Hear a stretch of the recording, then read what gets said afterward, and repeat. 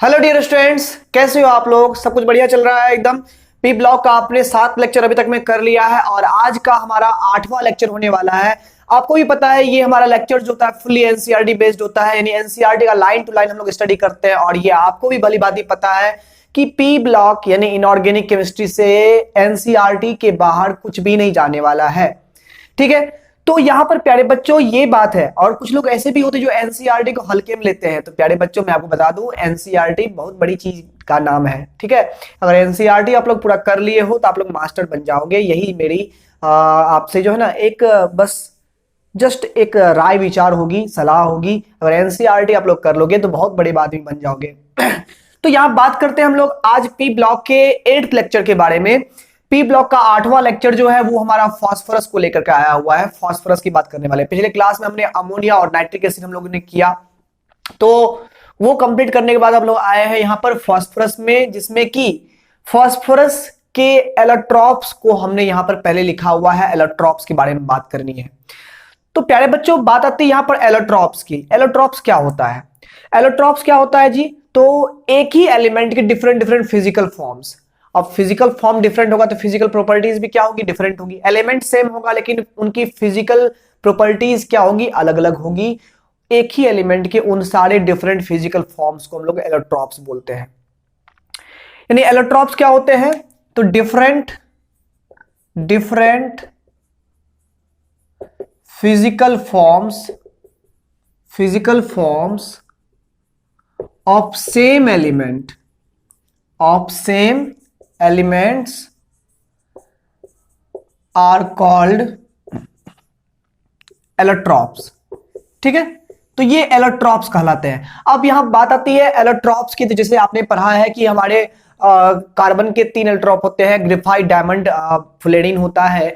Oxygen के 2 allotrope होते हैं, डाइऑक्सीजन यानी O2 और O3 यानी ओजोन होता है। उसी प्रकार से हमारे फास्फोरस के 3 मेन एलोट्रॉप होते हैं। एक होता है व्हाइट फास्फोरस, दूसरा होता है रेड फास्फोरस, तीसरा होता है ब्लैक फास्फोरस। तो फास्फोरस के हमारे पास जो एलोट्रॉप्स होते हैं वो 3 होते हैं। तो पहला यहां पर एलोट्रॉप होता है व्हाइट फास्फोरस,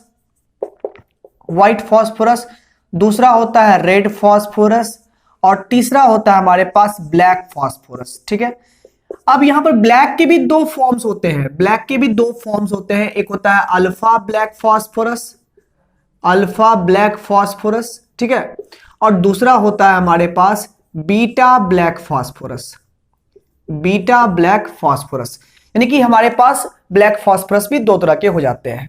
अब यहां पर व्हाइट फास्फोरस कैसा होता है? तो सिंपल बता दें यहां पर आपको कि व्हाइट फास्फोरस जो होता है ये इनका अगर स्ट्रक्चर की बात करें तो इनके पास इनका फॉर्मूला होता है P4। और ये P4 के डिस्क्रीट यूनिट के फॉर्म में पाए जाते हैं। यानी कि कई सारा P4 मिलकर के यहाँ पर सब अलग अलग होता है, यानी कि जुड़ा हुआ कोई नहीं होता है। P4 का एक यूनिट, P4 का यूनिट, यानी कई सारे P4 मिलकर क्रिस्टल फॉर्म करते हैं। जबकि रेड फास्फोरस में क्या होता है? इनमें P4 का पॉलीमेरिक चेन होता है, पॉलीमर बनकर के यहां पर रेड फास्फोरस बनाते हैं। यानी कि P4 का डिस्क्रीट यूनिट के मिलने से व्हाइट फास्फोरस बना होता है और P4 के पॉलीमेरिक चेन से क्या बना होता है? रेड फास्फोरस बना होता है। अगर हम यहां पर व्हाइट फास्फोरस की बात करें तो व्हाइट फास्फोरस का स्ट्रक्चर यहां पर कुछ ऐसा होता है। ये P4 का यहां पर डिस्क्रीट चेन होता है यहां पर इस तरह से।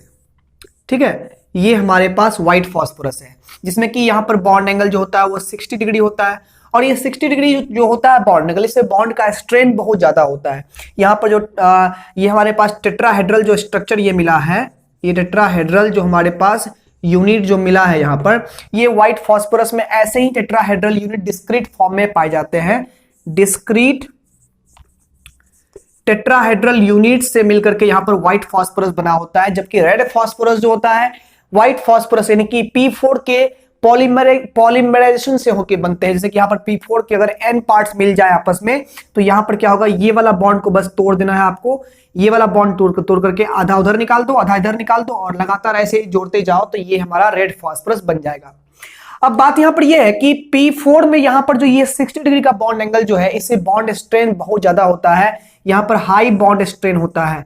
अब हाई बॉन्ड स्ट्रेन यहां पर है तो बॉन्ड में खिंचाव जो यहाँ पर ज्यादा है, इसके कारण से ये हमारा मॉलिक्यूल जो होगा वो अनस्टेबल होगा। अब जब मॉलिक्यूल अनस्टेबल होगा तो एनर्जी बहुत ही हाई होगी, एनर्जी हाई होगी तो यहाँ पर रिएक्टिविटी भी क्या होगी, यहाँ पर तब बहुत ही हाई हो जाएगी। ठीक है, तो इसलिए व्हाइट फास्फोरस जो होता है वो बहुत ही हाईली रिएक्टिव होता है, बहुत ज्यादा रिएक्टिव होता है ये। वही रेड फास्फोरस की बात करें तो रेड फास्फोरस में अगर हम लोग देखें यहाँ पर, तो कई सारे P4 के जो मॉलिक्यूल्स होते हैं, ये P4 के जो कई सारे मॉलिक्यूल्स हैं, ये P4 के मॉलिक्यूल आपस में दूसरे P4 के मॉलिक्यूल से ज्वाइन रहते हैं और ज्वाइन होकर के ये पॉलीमेरिक चेन का फॉर्मेशन करते हैं। इस तरह से ये पॉलीमेरिक चेन यहाँ पर बनाते हैं, होल एन कर दिए यहाँ पर। ये रेड फास्फोरस का यहाँ पर कंडीशन होता है और रेड फास्फोरस यहाँ पर जो होता है वो स्टेबल होता है, ये जल्दी रिएक्ट नहीं करता है, ये स्टेबल होता है। अब यहाँ पर बात यही है कि व्हाइट फास्फोरस को जलाओगे तो यहाँ पर बीटा ब्लैक फास्फोरस मिलता है और रेड फास्फोरस को अगर तुम गर्म करोगे तो यहाँ पर अल्फा ब्लैक फास्फोरस बनेगा। किससे क्या बनता है वो तो जस्ट अभी समझने वाले हैं। फिलहाल आपने यहाँ तक अगर समझ लिया है तो अच्छे से या तो एनसीईआरटी में नोट डाउन कर ले या फिर यहाँ से आप नोट कर ले या स्क्रीनशॉट ले ले। अब अगले पॉइंट पे अगर हम लोग यहाँ पर व्हाइट फास्फोरस और रेड फास्फोरस की हम लोग अगर, जैसे कि यहाँ पे एग्जाम में क्या होता है ना कि व्हाइट और रेड फास्फोरस में कुछ बेसिक डिफरेंस पूछ देता है, ठीक है ना। तो अगर हम लोग यहाँ पर डिफरेंस या फिर यूं कह दे कि प्रॉपर्टीज की बात करें तो हम लोग यहाँ पर देख रहे हैं, यहाँ पर हम लोग बेसिक डिफरेंस देख रहे हैं व्हाइट फास्फोरस और रेड फास्फोरस में। ठीक है, व्हाइट फास्फोरस और रेड फास्फोरस में कुछ बेसिक हम लोग डिफरेंस देख रहे हैं। पहली बात यहाँ पर यह है कि ये हमारे पास एक ट्रांसल्यूसेंट वैक्सी सॉलिड होता है, ये ट्रांसल्यूसेंट वैक्सी सॉलिड होता है। अब ट्रांसल्यूसेंट क्या होता है, तो एक होता है ट्रांसपेरेंट। ट्रांसपेरेंट मतलब हो गया क्या, जो कि वो आर पार आप देख सकते हैं, जैसे ये ग्लास, साफ ग्लास सब में होता है। एक होता है ओपेक होता है जिसमें आर पार नहीं दिख सकते, जैसे दीवार सब होता है। एक होता है ट्रांसल्यूसेंट जिसमें कि आप जो है हल्के से आंशिक रूप से लाइट पास कर सकता है, तो उसको ट्रांसल्यूसेंट बोलते हैं। तो ये ट्रांसल्यूसेंट होता है। और वैक्सी मतलब जैसे मोम समझते हैं ना, एक सॉलिड तो होता है बट यहाँ पर एकदम मुलायम टाइप का सॉलिड होता है, तो उसको हम लोग वैक्सी सॉलिड बोलते हैं। तो ये वैक्सी सॉलिड होता है। जबकि रेड फास्फोरस की बात करें तो रेड फास्फोरस इसमें ये आयरन ग्रे कलर का यहाँ पर पाउडर होता है, आयरन ग्रे पाउडर के फॉर्म में ये प्रेजेंट रहता है। ठीक है ना। दूसरी बात यहाँ पर देखिए हम लोग, तो ये इसमें गार्लिक स्मेल पाया जाता है। गार्लिक स्मेल समझते हो, गार्लिक समझते हो ना, लहसुन समझते हो, लहसुन, लहसुन जो सब्जी में डालते हैं तो लहसुन जैसा इसमें स्मेल होता है व्हाइट फास्फोरस में। जबकि हम रेड फास्फोरस की बात करें तो ये ऑडोरलेस होता है, ऑडोरलेस होता है। प्यारे बच्चों यहाँ पर क्या है कि आप यहाँ पर मजबूर हो, आप इसको याद ही कर सकते हो, आप इनको याद ही कर सकते हो, याद ही करना होगा आप लोगों को और आप कर सकते हो। ठीक है, तो इसमें क्या आ गया, ऑर्डर, हम ऑर्डर के बारे में बता दिए, स्मेल के बारे में बता दिए, इसमें गार्लिक स्मेल होता है, इसमें ये ऑर्डरलेस होता है। तीसरी बात करें तो ये हमारा हाईली पॉइजनस होता है, ये हमारा पॉइजनस होता है। जबकि ये हमारा जो है पॉइजनस नहीं होता है, ये नॉन पॉइजनस होता है, नॉन पॉइजनस होता है। व्हाइट फास्फोरस हमारा पॉइजनस होता है, जबकि रेड फास्फोरस क्या होता है, हमारा नॉन पॉइजनस होता है। सॉल्युबिलिटी की बात करें हम लोग तो यहां पर ये जो है इनसॉल्युबल इन वाटर होता है, insoluble in water but soluble in carbon disulphide CH2, carbon disulphide. प्यारे बच्चों बता दूं मैं आपको कि ऑर्गेनिक केमिस्ट्री में ये जो है CH2 एक बहुत ही अच्छा सॉल्वेंट का काम करता है, जो कि बड़े बड़े अच्छे ऑर्गेनिक कंपाउंड्स को डिसॉल्व करवा लेता है अपने में। तो यहां पर क्या है कि उसी प्रकार से ये जो है हमारे पास व्हाइट फास्फोरस वाटर में तो इनसॉल्युबल होता है, लेकिन ये कार्बन डाइसल्फाइड में क्या होता है, सॉल्युबल होता है। लेकिन अगर हम रेड फास्फोरस की बात करें तो रेड फास्फोरस हमारा वाटर में भी इनसॉल्युबल है। देखिए यहां पर वाटर में इनसॉल्युबल जो है ये व्हाइट फास्फोरस भी है और रेड फास्फोरस भी हमारा वाटर में इनसॉल्युबल होता है। लेकिन व्हाइट फास्फोरस कार्बन डाइसल्फाइड में सॉल्युबल होता है, लेकिन रेड फास्फोरस उसमें भी नहीं होता है। लेकिन यानी क्या हो गया, red phosphorus is insoluble in water and carbon disulphide, यानी कि कार्बन डाइसल्फाइड में भी ये इनसॉल्युबल होता है, वाटर में भी ये इनसॉल्युबल होता है। अब अगर हम बात करें व्हाइट फास्फोरस की तो इसमें एक स्पेशल प्रॉपर्टी होती है, इसमें ये केमिल्यूमिनेसेंस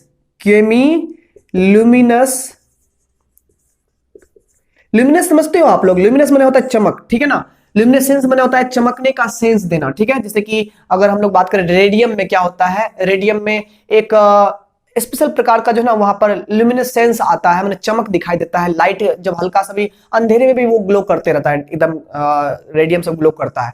उसी प्रकार से व्हाइट फास्फोरस की बात करें तो इसमें एक केमी ल्यूमिनेसेंस पाया जाता है, मतलब कि ये जो है इनके केमिकल से ही ये डार्क में भी ग्लो करते हैं, अंधेरे में भी ये चमकता है। इसलिए शायद सुने होंगे आप लोग कि क्या कहते हैं, पुराने जमाने में नानी दादी जो होती थी ना वो कहानी सुनाया करती थी क्या, कि शमशान घाट में ना रात में राक्षस यानी कि भूत होता है, दौड़ते रहता है, एकदम लाइट करके दौड़ते रहता है। तो वास्तव में उस समय में क्या था कि जो शमशान घाट समय ना हड्डी से वैसे से पड़ा हुआ था ना, तो हड्डी के बीच में होते हैं व्हाइट फास्फोरस।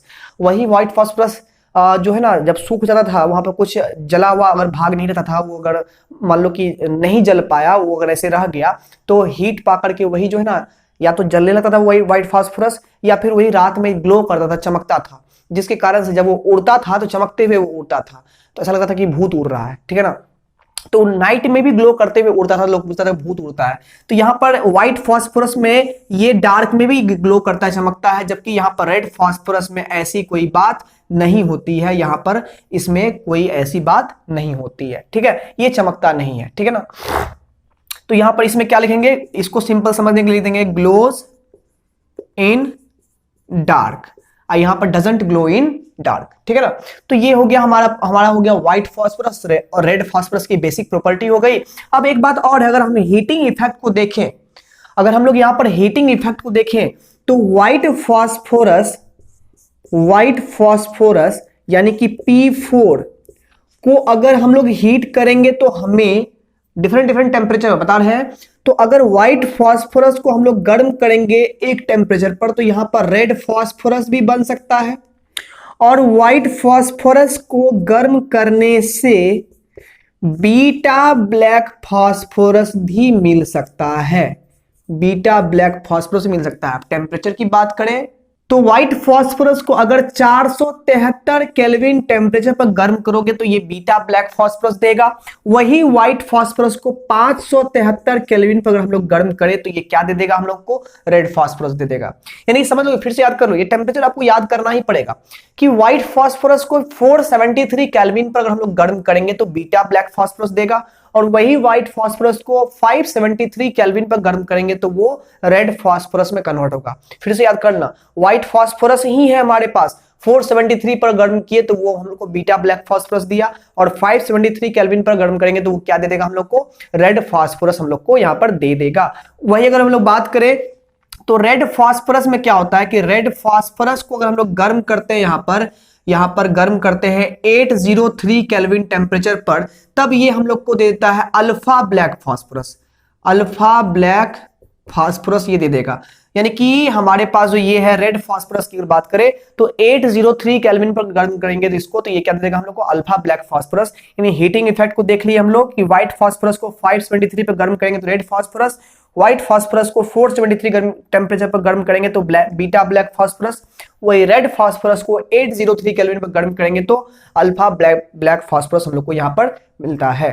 अब इसमें एक खास बात होती है, जो हमारे पास बीटा ब्लैक फास्फोरस होता है उसमें एक खास बात क्या होती है कि ये 673 केल्विन टेम्परेचर तक एयर में जलता नहीं है। यानी कि हम लोग जब बीटा ब्लैक फास्फोरस बना लेंगे तब ये अगर हम लोग इसको गर्म करेंगे, इस एटमॉस्फेरिक एयर में गर्म करेंगे तो 673 केल्विन टेम्परेचर तक ये जलता नहीं है, उसके बाद ये फायर कैच कर लेता है। मतलब यहां पर क्या हो गया, यहां पर डजंट, ये बीटा ब्लैक फास्फोरस जो होता है वो doesn't burn up to 673 kelvin temperature in atmosphere. यानी एटमॉस्फेरिक ऑक्सीजन के साथ में 673 केल्विन टेम्परेचर तक ये जलता नहीं है, बर्न नहीं होता है। उसके बाद उससे हाई टेम्परेचर डालोगे तो ये बर्न होना शुरू हो जाएगा। ये प्रॉपर्टी किसकी हो गई, बीटा ब्लैक फास्फोरस की प्रॉपर्टी हो गई। तो टेम्परेचर के सेंस में याद रखिएगा, यहां पर आपके किताब में यहां पर 4 प्रकार के टेम्परेचर का चर्चा किया गया है। व्हाइट फास्फोरस को गर्म करेंगे 573 केल्विन पर तो रेड फास्फोरस बनेगा, व्हाइट फास्फोरस को 473 पर गर्म करेंगे तो बीटा ब्लैक फास्फोरस बनेगा, और ये बीटा ब्लैक फास्फोरस जो है एटमॉस्फेरिक एयर में 673 केल्विन टेम्परेचर तक नहीं जलता है, उसके बाद जलता है। वही रेड फास्फोरस को 803 केल्विन पर गर्म करेंगे तो क्या मिलेगा हम लोग को, अल्फा ब्लैक फास्फोरस यहां पर हम लोग को मिलेगा। इतनी सारी बातें हो गई। याद रहेगी इतनी सारी बातें? याद नहीं रहेगी तो याद कर लो, 4-5 बार पढ़ लो, याद कर लो। लेकिन और साथ ही साथ बेहतर कब होगा, जब आप लोग नोट्स बनाते जाओगे, लिखते जाओगे। स्क्रीनशॉट लेने से अच्छा है कि नोट्स बनाते हुए जाओ, वीडियो रोक करके नोट्स बना लो, तब यहाँ पर समझ में अच्छे से आएगा। एनसीईआरटी बुक अगर है तो वहां से उससे भी पढ़ते हुए आगे बढ़ो, तब आपको डेफिनेटली है कि 50% कम से कम याद होते हुए चल जाएगा आप लोग को। बाद के रिवीजन करते रहोगे तो याद हो जाएगा आराम से। तो यहां तक हमने एलोट्रॉपिक फॉर्म्स की स्टडी की। तो हमारे पास यहाँ फास्फोरस के 3 एलोट्रॉप आए, अल्फा यहाँ पर आए क्या क्या, white phosphorus, red phosphorus, black phosphorus. White phosphorus और रेड फास्फोरस कोई टाइप्स नहीं है, ब्लैक फास्फोरस के 2 टाइप्स आए, अल्फा ब्लैक फास्फोरस और beta black phosphorus. White phosphorus को अगर हम लोग गर्म करेंगे 473 केल्विन टेम्परेचर पर तो मिलेगा हम लोग को बीटा ब्लैक फास्फोरस, और व्हाइट फास्फोरस को अगर हम लोग 573 केल्विन गर्म करेंगे तो रेड फास्फोरस मिलेगा, और वही रेड फास्फोरस को 803 केल्विन टेम्परेचर तक गर्म करेंगे तो वहां पर वो हम लोग को अल्फा ब्लैक फास्फोरस देगा। और फाइनली हम लोगों ने ये बताया कि बीटा ब्लैक फास्फोरस जो हमारे पास होता है वो 673 केल्विन टेम्परेचर तक एयर में बर्न नहीं होता है। ठीक है, तो यहां तक इलेक्ट्रॉप्स की बात हुई, इनके स्ट्रक्चर्स की बात हुई, इनकी प्रॉपर्टीज की बात हुई। अब हम लोग की बात करनी है यहां पर फास्फोरस के एक अच्छे कंपाउंड PH3 के बारे में। PH3 यानी कि फॉस्फिन गैस के बारे में हम लोग को बात करनी है। जिस तरह से आप नाइट्रोजन में पढ़े NH3 पढ़े, अमोनिया पढ़े, उसी प्रकार से फास्फोरस में क्या होता है, यहाँ पर PH3 होता है, फॉस्फिन होता है। इसकी बात हमें आज की क्लास में करनी है। चलिए हम लोग जानते हैं फॉस्फिन के बारे में। अगर आपने यहां तक नोट नहीं किया तो नोट कर लीजिए, ऐसे इसका ले लीजिए। तो प्यारे बच्चों हम लोग की टॉपिक आ गई यहां पर फॉस्फिन। फॉस्फिन गैस है, एक फास्फोरस का ही गैस है। इसका फॉर्मूला की सबसे पहले बात कर लेते हैं। इसका फॉर्मूला होता है PH3। PH3 यहां पर फॉस्फिन होता है, फास्फोरस का हाइड्राइड हो गया PH3, फॉस्फिन बोलते हैं इसको हम लोग। सबसे पहले बात करते हैं इसकी हम लोग प्रिपरेशन की। तो प्रिपरेशन की अगर हम लोग बात करें, प्रिपरेशन की अगर हम लोग बात करें तो सबसे पहला प्रिपरेशन जो इसका नॉर्मली होता है वो किससे, कैल्शियम फॉस्फाइड से होता है। कैल्शियम फॉस्फाइड से। तो कैल्शियम फॉस्फाइड का फॉर्मूला क्या होगा, कैल्शियम की वैलेंसी 2 होती है, फास्फोरस की वैलेंसी 3 लेते हैं, तो यहां फॉर्मूला क्या बनता है, Ca3P2 यहां पर फॉर्मूला बनता है। कैल्शियम पर 2 प्लस चार्ज है, फास्फोरस पर फॉस्फाइड में 3 माइनस चार्ज है, तो यहां से Ca3P2 बना फॉर्मूला। तो कैल्शियम फॉस्फाइड को अगर हम लोग वाटर से रिएक्शन करवाते हैं या फिर डाइल्यूट HCl से करवाते हैं रिएक्शन, तो यहां पर फॉस्फिन गैस वो हम लोग को देता है। यानी कि फिर से सुन लीजिए, कैल्शियम फॉस्फाइड को अगर हम लोग वाटर से रिएक्शन करवाते हैं, ट्रीटमेंट करवाते हैं, या फिर डाइल्यूट हाइड्रोक्लोरिक एसिड से, तो हम लोग को पहली बार क्या मिलेगा, यहां पर फॉस्फिन मिलने वाला है। ठीक है, तो पहला प्रिपरेशन हो गया फ्रॉम कैल्शियम फॉस्फाइड। तो यहां पर पहला प्रिपरेशन क्या लिखते हैं हम लोग कि phosphine can be prepared by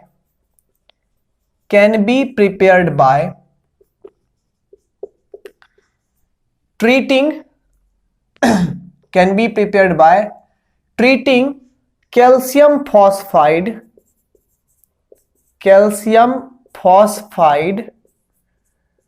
with water और dilute हाइड्रोक्लोरिक एसिड। ठीक है, यानी कैल्शियम फॉस्फाइड का जब ट्रीटमेंट किया जाता है वाटर के साथ में या फिर डाइल्यूट हाइड्रोक्लोरिक एसिड के साथ में, तब फॉस्फाइन मिलता है। यानी कि कैल्शियम फॉस्फाइड Ca3P2 हो गया। जब इसका रिएक्शन वाटर के साथ में होगा तब यहां पर देखिए क्या क्या बनेगा।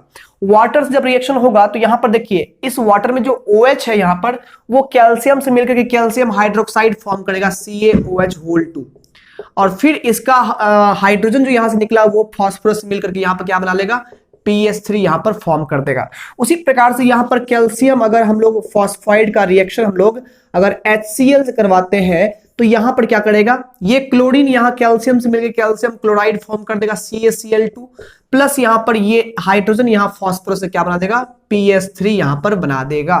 ठीक है, तो यहां पर अगर हम लोग बात करें, कुल मिलाकर के अगर हम लोग बात करें तो यहां पर 2 फास्फोरस है तो 2 से बैलेंस कर देंगे, 6 हाइड्रोजन हो गया, 6 से यहां पर बैलेंस कर दिए, और यहां पर 3 हमारे पास कैल्शियम है तो 3 से यहां पर बैलेंस कर दिए, ऑटोमेटिकली ये बैलेंस हो चुका है। यहां भी 2 फास्फोरस है, 2 से यहां पर मल्टीप्लाई कर दिए, 6 हाइड्रोजन हो गया, तो यहां पर हम लोग 3 से मल्टीप्लाई कर दिए, 6 2 8 हाइड्रोजन हो रहे हैं यहां पर। तो यहां करना क्या है हम लोगों को, 3 कैल्शियम है तो 3 से यहां भी मल्टीप्लाई कर दिए। अब हाइड्रोजन कितना हो गया, 6 6 12 हाइड्रोजन हो गया, तो 6 से यहां भी मल्टीप्लाई कर दिए, तो यहां पर ऑलरेडी बैलेंस हो चुका है। 6 ऑक्सीजन यहां पर, 6 ऑक्सीजन यहां पर बैलेंस हो गया। ठीक है, तो यहां पर पहला रिएक्शन क्या आया, कैल्शियम फॉस्फाइड का जब ट्रीटमेंट वाटर के साथ में या फिर हाइड्रोक्लोरिक एसिड के साथ में होता है तो यहां पर हम लोगों को एक सॉल्ट या यहां पर एक बेस बना, साथ में क्या निकलता है, यहां पर फॉस्फाइन यानी PS3 यहां से बनता है। ये पहला प्रिपरेशन हो गया। चलते हैं मेन इसमें होता है लैब मेथड। लैब मेथड की बात करते हैं, लैब में कैसे प्रिपेयर होता है। लैब मेथड की यहां पर बात करें तो लैब मेथड में यहां पर क्या होता है, व्हाइट फास्फोरस की ये प्रॉपर्टी है। व्हाइट फास्फोरस की केमिकल प्रॉपर्टीज आप लोग एनसीईआरटी बुक में लग रहा होगा छोड़ दिए हैं, छोड़े नहीं है, वो टॉपिक यहां आने वाला है। व्हाइट फास्फोरस को जब सोडियम हाइड्रोक्साइड के सॉल्यूशन के साथ में रिएक्शन करवाया जाता है, हीट किया जाता है, यानी व्हाइट फास्फोरस को सोडियम हाइड्रोक्साइड के सॉल्यूशन के साथ में, एक्वा सॉल्यूशन साथ में जब हीट किया जाता है, कार्बन डाइऑक्साइड के इनर्ट एटमॉस्फेयर में, वहां पर एटमॉस्फेयर जो है इनर्ट कर दिया जाता है, किसके साथ में, कार्बन डाइऑक्साइड के साथ में। तो कार्बन डाइऑक्साइड के इनर्ट एटमॉस्फेयर में जो व्हाइट फास्फोरस को सोडियम हाइड्रोक्साइड के एक्वा सॉल्यूशन के साथ में हीट किया जाता है, तब वहां पर फॉस्फिन गैस बनता है हम लोग का। ठीक है, तो यहां पर क्या लिखोगे, इन द लैब यानी in the laboratory phosphine is prepared by heating white phosphorus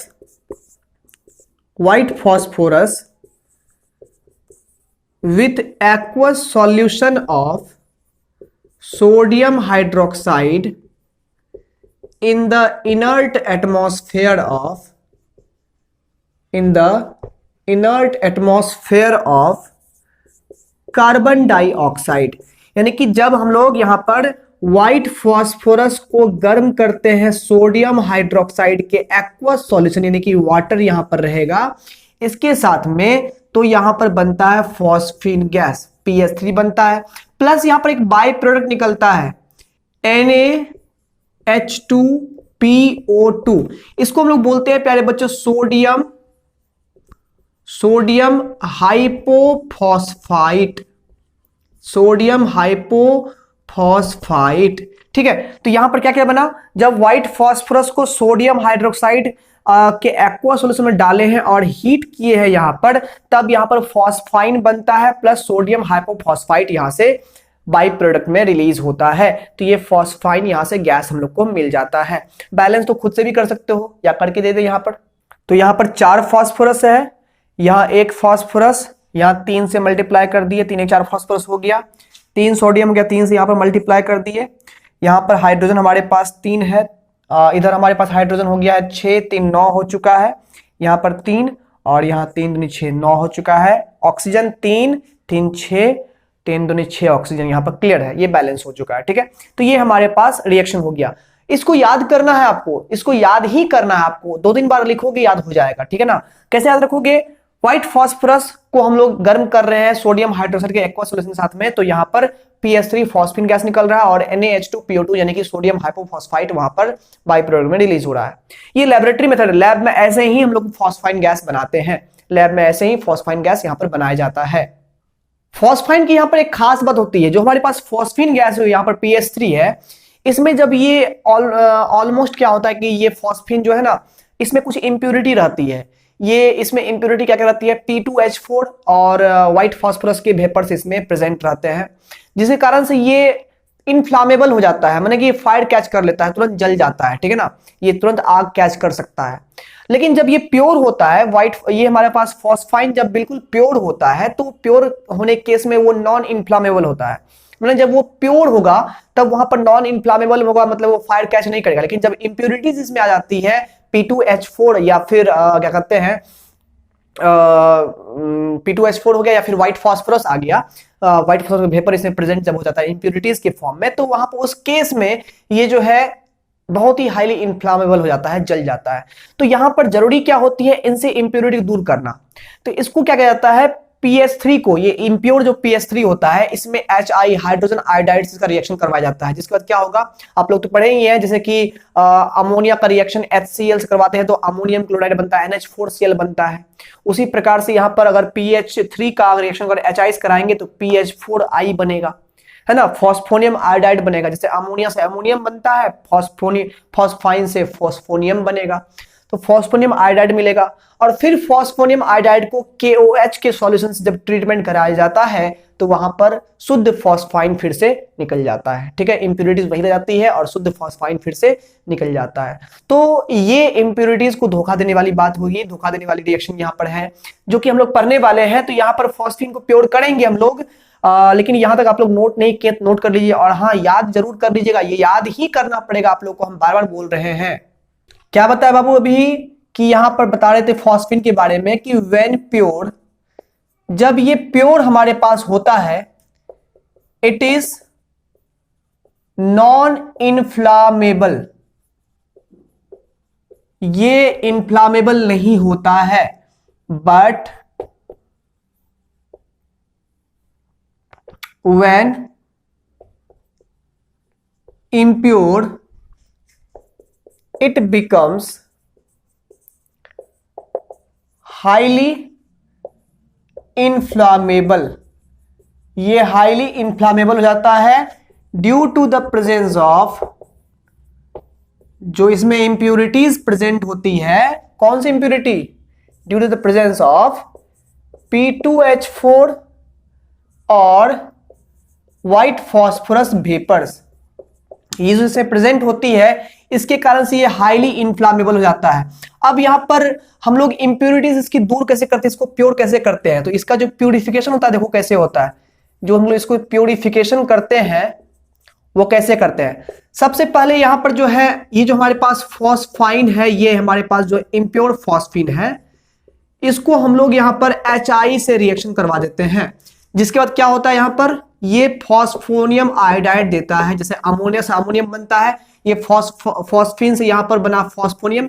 आपको पता है कि ये हमारे पास बेस है, ये हमारे पास एक एसिड है।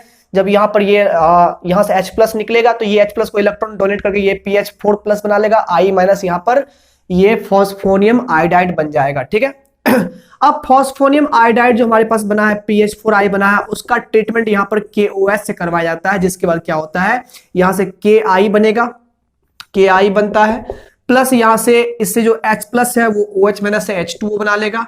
अब प्लस यहां पर बच गया फिर से PS3 बच गया। अब की बार जो ये PS3 मिला है, यहां पर हम लोग को ये बना है हमारा प्योर एकदम, यहां पर फॉस्फीन मिला है। कैसे, तो यहां पर जो ये PH4I बनता है, ये हमारा सबलाइन होता है, जिसके बाद जिसका वेपर जब मिलता है तो उसके अंदर में जो इंप्योरिटीज होती है वो वहीं रह जाता है, ये हम लोग का अलग होकर के क्रिस्टल के फॉर्म में मिल जाता है। और इसके बाद जाकर के इस क्रिस्टल को KOH से रिएक्शन करवा करके हम लोग इससे एक्सट्रैक्ट कर लेते हैं, प्योर फॉस्फीन यहां से निकाल लेते हैं। तो यहां पर इसका प्योरिफिकेशन हो गया, फॉस्फीन का प्योरिफिकेशन। अब चलते हैं फॉस्फीन के हम लोग प्रॉपर्टीज के बारे में। फॉस्फीन का प्रॉपर्टीज क्या सब होता है, फॉस्फीन कौन कौन सा गुण प्रदर्शित करता है, उनके बारे में हम लोग बात करेंगे यहां पर। फिलहाल यहां तक आप लोग नोट नहीं किया, नोट कर लीजिए, याद भी कर लीजिएगा बाद में इसको। आइए फॉस्फीन की कुछ हम लोग प्रॉपर्टीज की बात कर लेते हैं। ये फिजिकल प्रॉपर्टीज, केमिकल प्रॉपर्टीज दोनों इसमें है। तो पहला तो यहां पर क्या है कि ये कलरलेस गैस होता है विथ रॉटन फिश, सड़ी हुई मछली जैसा इसमें स्मेल होता है, एंड हाईली पॉइजनस, और ये बहुत ही जहरीला होता है। ठीक है, कभी इसको ट्राई मत करिएगा, ये कैसा होता है। ठीक है, सूंघने मत लगना कि रॉटन फिश स्मेल है। ठीक है नहीं तो तुम सदी के एक बहुत बड़े साइंटिस्ट बन जाओगे, लेकिन अफसोस बचोगे नहीं। ठीक है, तो बात यहां पर क्या है कि it explodes in contact with traces of oxidising agent.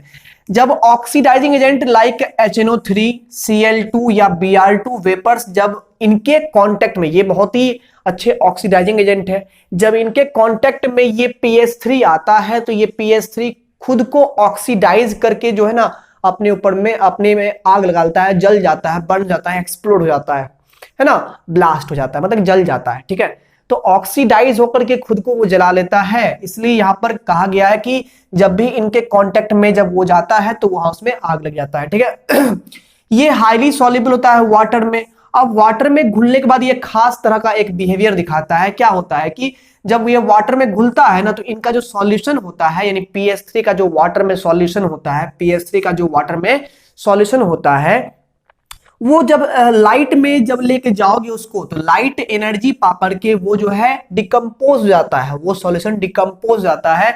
और डिकम्पोज होने के बाद जो है रेड फॉस्फोरस अंदर में प्रेसिपिटेट कर देता है, और साथ ही साथ हाइड्रोजन गैस जो है वो रिलीज कर देता है। ठीक है ना, यानी कि जब PH3 पानी में घुल जाता है, पहली बात। और पानी में घुलने के बाद क्या होता है, जब उसको लाइट में एक्सपोजर में ले जाते हैं, लाइट में वहां एक्सपोजर कर देते हैं उसको, तब वहां पर वो लाइट एनर्जी पाके डिकम्पोज जाता है। और डिकम्पोज होने के बाद वो क्या करता है, तो रेड फास्फोरस देता है हम लोग को प्रेसिपिटेट के फॉर्म में। और साथ ही साथ क्या करता है वो, तो रेड फास्फोरस तो वाटर में इनसॉल्युबल है ना, तो वो प्रेसिपिटेट हो जाता है, वहीं पर आ जाता है। और साथ ही साथ हाइड्रोजन गैस वहां से निकलता है, ठीक है। अब यहाँ पर क्या है, reaction with copper sulphate solution, यानी कि कॉपर सल्फेट सॉल्यूशन या मर्क्यूरी क्लोराइड सॉल्यूशन से जब ये रिएक्शन करता है हमारा फॉस्फीन, तब उनको वो जो है मेटल को सल्फेट या क्लोराइड से हटा करके करस्पॉन्डिंग फॉस्फाइड में कन्वर्ट कर देता है। माने कॉपर फॉस्फाइड दे देगा, ये मर्क्यूरिक फॉस्फाइड दे देगा। For example copper sulphate solution है CuSO4 सॉल्यूशन, जब इसका रिएक्शन PH3 से होगा यहां पर, तो ये इसको कन्वर्ट कर देगा Cu3P2, यानी कि कॉपर फॉस्फाइड में ये इसको कन्वर्ट कर देगा। बाद बाकी यहां से हाइड्रोजन, यहां से सल्फेट क्या बना देगा, यहां पर H2SO4 यहां पर ये बन जाएगा। बैलेंस करना है तो बैलेंस कर लीजिए, यहां पर 2 फॉस्फोरस यहां पर है, 2 से मल्टीप्लाई कर दी, यहां पर 3 कॉपर है, 3 से मल्टीप्लाई कर दी यहां पर, ठीक है। तो यहां पर कितने हो गए, 6 हमारे पास हो गए, तो यहां 3 से मल्टीप्लाई कर दिए, बैलेंस हो गया, ठीक है। और उसी प्रकार से यहां पर जो हमारे पास HgCl2 है, मर्क्यूरी क्लोराइड है, जब इसका रिएक्शन फॉस्फाइन से कराएंगे तो यहां पर वही होगा, मर्क्यूरिक फॉस्फाइड यहां पर मिल जाएगा, Hg3P2 यहां पर मिलेगा, प्लस इसका हाइड्रोजन, इसका Cl मिल गया, HCl फॉर्म करेगा।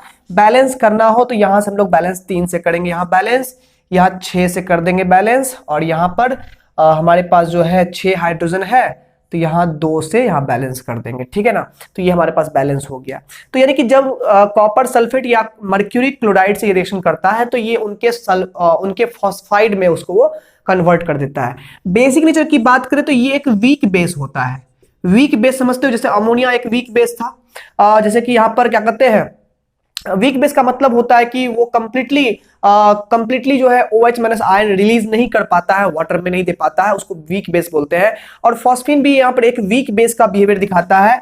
जब भी यहाँ फॉस्फीन का रिएक्शन जो है कोई एसिड से होता है, तो ध्यान दो यहाँ पर ये एसिड है और फॉस्फीन क्या है, बेस है, वीक बेस है, तो ये रिएक्शन करके एक सॉल्ट बनाएगा। तो सॉल्ट कैसा बनेगा यहाँ पर, जैसे अमोनिया, तो यहाँ अमोनिया अगर NH3 होता तो NH3 इस H को लेकर NH4 plus ammonium ion form करता, तो यहाँ पर ये फॉर्म करेगा phosphonium ion PH4 plus form करेगा, और बाद में क्या रहेगा यहाँ पर Br माइनस रहेगा, यानी कि PH4 Br फॉस्फोनियम ब्रोमाइड यहाँ पर ये फॉर्म करता है। तो यहाँ पर ये इसका बेसिक बिहेवियर हो गया, ये एसिड से यहाँ पर रिएक्शन करके ये बनाता है। तो यहाँ पर ये फॉस्फीन की प्रॉपर्टीज का हमने डिस्कशन किया, इसको भी आप स्क्रीनशॉट इसका ले लीजिए। अब चलते हैं हम लोग यूजेस ऑफ फॉस्फीन के बारे में। यूजेस भी इसका इंटरेस्टिंग है, यूजेस भी इसका पूछ देता है कि फॉस्फीन के यूज को लिखो, ठीक है। तो यूजेस को भी पढ़ना है। हालांकि क्या है कि CBSE के इस साल में क्या हुआ है कि CBSE से ये टॉपिक को हटा दिया गया है, तो खैर कोई दिक्कत नहीं है। आप लोग जो अदर बोर्ड सबके हैं वो अपने अपने सिलेबस को देख करके इसकी पढ़ाई कर सकते हैं, बाद की चाहोगे CBSE वाले इसकी स्किप भी कर सकते हो। तो यूजेस, हम लोग यूजेस की बात करने वाले हैं प्यारे बच्चों। यहां तक आपने नोट कर लिया है, नोट कर लीजिए और इसको जो है अच्छे से याद कर लीजिएगा, 4-5 बार जरूर इसको पढ़ लीजिएगा, अपने याद हो जाएगा इसको। इसके अगर यूजेस की बात करें तो इनके यूजेस बहुत अच्छे अच्छे होते हैं। इनका यूज जो है होल्म्स सिग्नल में क्या आता है, समुद्रों में एक स्पेशल प्रकार का सिग्नल होता है जिससे कि समुद्री जहाज सब कहीं खो जाते हैं, तो यहां से ये सिग्नल प्रोड्यूस करता है, ठीक है। तो कैसे सिग्नल होते हैं, तो यहां पर होता क्या है, एक कंटेनर हमारे पास होता है, कंटेनर में कैल्शियम कार्बाइड यानी कि CaC2 कैल्शियम कार्बाइड है, ठीक है ना। कैल्शियम कार्बाइड और कैल्शियम फॉस्फाइड यानी कि Ca3P2 से भरा हुआ एक कंटेनर होता है, जिसमें कि एक छेद करके इसको पानी में फेंक दिया जाता है। अब आपको भली भांति पता है कि यहाँ पर कैल्शियम फॉस्फाइड जब जैसे ही रिएक्शन करेगा वाटर के साथ में, तो अभी आपको पता है, हमने बताया है अभी आपको कि ये कैल्शियम हाइड्रोक्साइड बनेगा, प्लस क्या निकलेगा यहाँ से, फॉस्फीन, यहाँ से गैस बनेगा, ठीक है ना। तो जैसे ही इसको समुद्र में फेंक दिया जाता है इस कंटेनर को होल करके तो इसमें जो है पेयर लिखा हुआ है ना यहाँ पर ना, container containing calcium carbide and calcium phosphide are paired and thrown, पहले होल करके फिर इसको फेंक दिया जाता है समुद्र में, जिसमें क्या होता है कि ये रिएक्शन करके फॉस्फीन गैस बनाता है, और फॉस्फीन गैस जो इवॉल्व होता है वो जल जाता है, बर्न हो जाता है, और जब बर्न होता है तो वही सिग्नल के रूप में सर्व करता है। तो इसे हम लोग होल्म्स सिग्नल बोलते हैं, ठीक है ना। तो कोई पूछेगा तो होल्म्स सिग्नल में कौन सी गैस का यूज होता है, तो बोलना है फॉस्फीन गैस इवॉल्व होती है, उसी का यूज होता है, ठीक है। It is also use as smoke screen, इसका यूज स्मोक स्क्रीन में भी किया जाता है। तो ये हमारा फॉस्फीन का टॉपिक आज हमारा क्लियर हो गया। कल की क्लास में फॉस्फोरस हम लोग का कंप्लीट हो जाएगा, ठीक है। तो पी ब्लॉक के 9वें क्लास में फॉस्फोरस कंप्लीट हो जाएगा। फिर हम लोग चले जाएंगे ग्रुप 15 के एलिमेंट्स को हम लोग विदा कर देंगे, ग्रुप 16 में हम लोग चले आएंगे। ग्रुप 16 के भी अंदर 2 वीडियोस एटलीस्ट यहाँ पर लगेंगे, ठीक है। आई होप आपको ये वीडियो समझ में आ गया होगा अच्छे से। एनसीईआरटी बुक रहेगा तो और अच्छे से समझ में आएगा। तो आप लोग एनसीईआरटी बुक से भी पढ़े, नोट्स बनाए और इसको प्रैक्टिस करते रहे, याद करते रहे। इनऑर्गेनिक थोड़ी बहुत आपको याद भी रखनी पड़ेगी, याद रखना होगा ही, तभी कुछ ना कुछ हो पाएगा, ठीक है। याद करना है आप लोगों को, अच्छे अच्छे तरीके से याद करोगे, शांत माहौल में याद करोगे, तभी आप लोग बादशाहत हासिल कर पाओगे, ठीक है। बाद बाकी अच्छा लगा है तो लाइक जरूर कर दे और चैनल पर अगर नए हैं सब्सक्राइब जरूर कर दे। मिलते हैं अगले वीडियो में, best of luck and take care.